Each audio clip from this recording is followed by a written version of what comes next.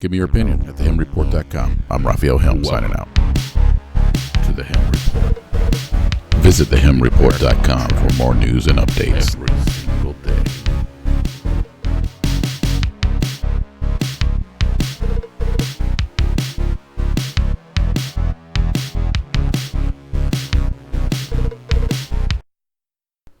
Hello and welcome back to the Helm Report. My name is Raphael Helm. Today is 18 November 2015. Well, guys, I'm sitting around pondering, thinking, trying to figure out what is wrong with America's leadership. What is wrong with our elected officials? Why are they so delusional and refuse to believe that ISIS is going to infiltrate the Syrian refugees coming to the United States? They already did it in Europe. You saw the terrorist attacks in Paris, France on Friday the 13th. How many people have to die before we wake up? I understand that there's a lot of people who need help, but a better way to help these guys is by opening a safe zone in their own country. And we can provide air cover. We can train those guys to protect themselves.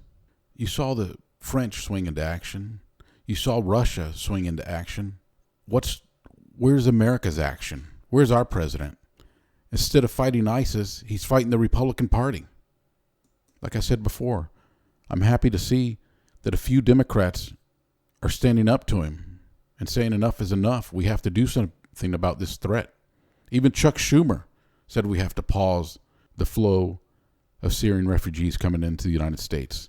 Like I said, I want to help everybody I can, but we have to protect Americans first. We have to protect the homeland.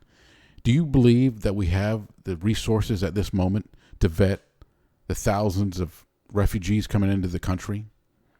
I mean, we can't even protect our borders. How are we going to protect these from these guys?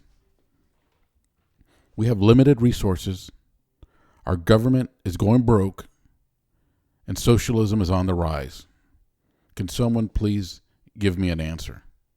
I mean, you saw even in Honduras, they just arrested 5 Syrians with fake passports coming to the U.S. What do you think they were coming to do? Our enemy is very patient. We should wake up. But our president is hard-headed. Instead of coming together with a plan, he just continues attacking the Republicans.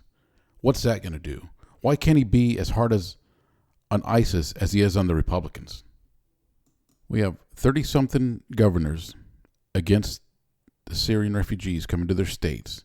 Some are Democrats, and you even have a major liberal publication, Mother Jones, that cautioned the president and other libs that mocking and attacking Republicans is a dead end with voters. Mother Jones continued to say, to the average person, it seems perfectly reasonable to be suspicious of admitting Syrian refugees to the country. We know that ISIS would like to attack us. We know that ISIS probably has the wherewithal to infiltrate a few of its people into the flood of refugees. And most voters have no idea how easy it is to get past U.S. screening. You just saw the TSA miss 3 out of 5 weapons coming through their screening process. You see, we're overwhelmed with illegal immigrants. So how hard would it be to get through that system? We don't have the manpower to track all these refugees. I'm not saying that all these people are bad coming over, but we can't afford to let one single ISIS terrorist come through with those refugees. I understand they need help. And some of the best help advice I saw was from the Polish Prime Minister, from their new conservative government. They said Syrian refugees arriving in Europe should form an army which can be sent back to liberate their home country instead of drinking coffee in the cafes of Berlin while Western soldiers face ISIS. He said hundreds of thousands of Syrians have come to Europe recently. We can help them form an army. Tens of thousands of young men disembark from their rubber dinghies with iPad in hand. Instead of asking for drink or food, they ask, where can I charge my cell phone? They can go back to fight and liberate their home country with our help. This is such a brilliant idea.